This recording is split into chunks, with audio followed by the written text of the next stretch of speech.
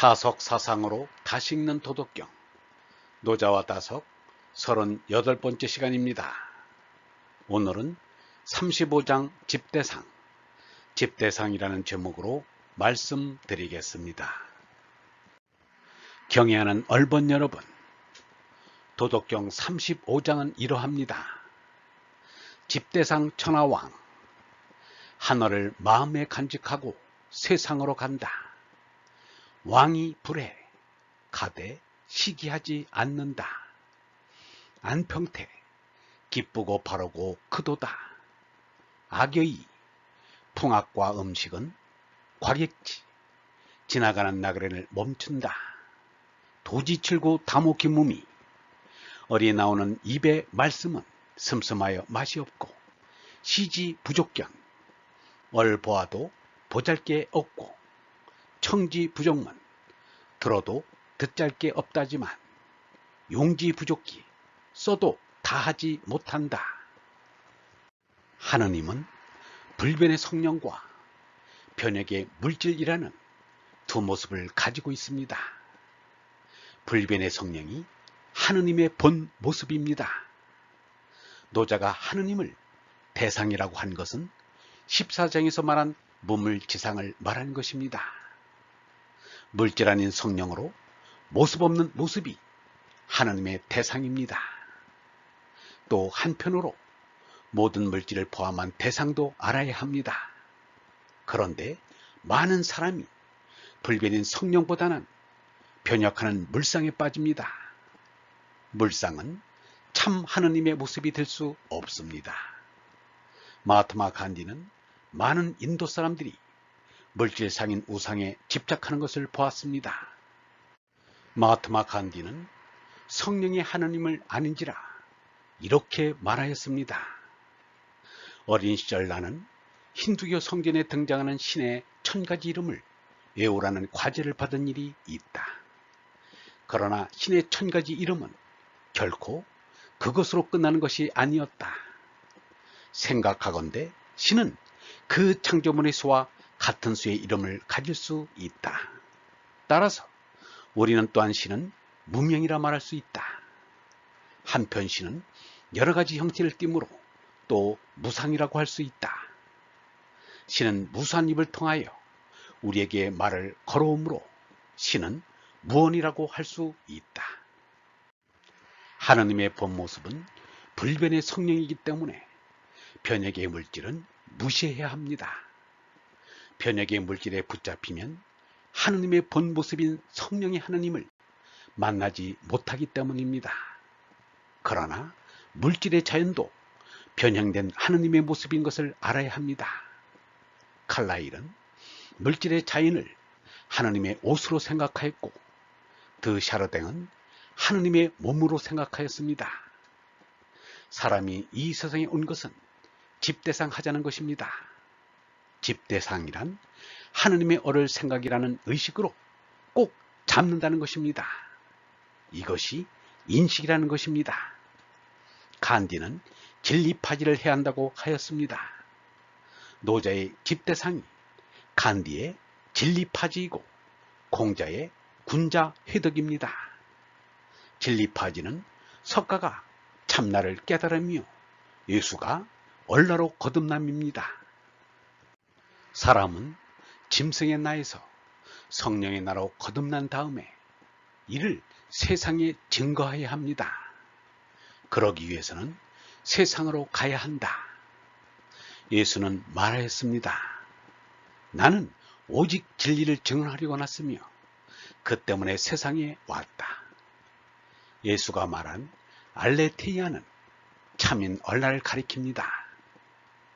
석가는 35세 되는 해의 12월 28일 새벽 하늘에 빛나는 샛별을 보면서 내 마음속에 하느님이 보낸 영원한 생명 얼라가 샛별처럼 빛나는 것을 깨달았습니다. 노자가 말한 집대상을 하였던 것입니다. 석가는 37일 동안 참나를 깨달은 기쁨에 취해 있었습니다. 병원에 가서 아픈 데를 고쳐서 몇 년 더 살게 되어도 기쁜데 영원한 생명을 깨달았으니 그 기쁨이 크지 않았겠는가. 법렬에서 깨어난 석가는 아직도 깨닫기 전에 자신처럼 탐진치 짐승살이에 골몰하는 중생들을 생각하였습니다. 세상의 중생들도 마땅히 석가 자신처럼 얼라로 거듭나 영원한 생명을 깨달아 죄나에서 자유로워져야 한다고 생각했습니다. 그러나 한편으로는 망설였습니다. 내가 얻은 지혜는 미묘하고 깊다. 어리석은 중생들은 오욕과 사견으로 나고 죽음의 흐름에 따라 그 근원을 모르나니 이러한 사람들을 어떻게 건져내랴. 나는 중생을 위하여 진리를 설하고자 하였으나 내가 얻은 진리는 미묘하고 매우 깊어 알기 어렵고 들어가기 어려우므로 중생이 믿어 받아들이지 못하고 도리어 비방함으로 말미암아 악도에 떨어질 것이다. 그러므로 설할 수 없노라. 그러나 석가는 하느님의 뜻을 거스를 수 없었습니다. 세상을 떠날 때까지 45년 동안 장광설이라는 별명을 들을 만큼 길고도 세찬 84,000 법문을 설교하였습니다. 예수 석가는 세상에 나아가면서 세상 사람들의 악에 대항하지 않겠다고 했습니다. 왕이 불의였습니다. 간디의 무저항 비폭력의 아임사도 예수 석가 정신에서 온 것입니다. 노자의 불의가 아임사입니다. 간디는 말하였습니다. 진리의 실현은 아임사 없이는 전혀 불가능하다. 그래서 아임사를 으뜸 진리라 일컫는다. 진리 파지한 사람에게 몸은 그림자에 지나지 않으므로 그 누구도 다치게 하지 못합니다. 그러므로 세상에 적이 없다. 노자가 이르기를 안평태라 하였습니다. 안평태는 곧 태평안입니다. 공자의 군자는 얼라를 품었다라는 말도 집대상과 같은 뜻입니다. 공자는 또한 군자는 너그러워 탕탕하다 라고 하였습니다. 이것은 왕이 불의 안평태와 같은 뜻입니다. 풍악과 음식은 지나가는 나그네를 멈춘다. 예나이자나 구경거리가 있고 먹을 것이 있는 데는 사람들이 구름처럼 모여듭니다. 그러나 진리의 말씀을 들으려고 하지 않습니다. 볼거리가 있고 들을 거리가 있어야 신이 난다는 것입니다. 진리의 말씀은 싱겁고 맛이 없어 지루하기만 하다고 합니다.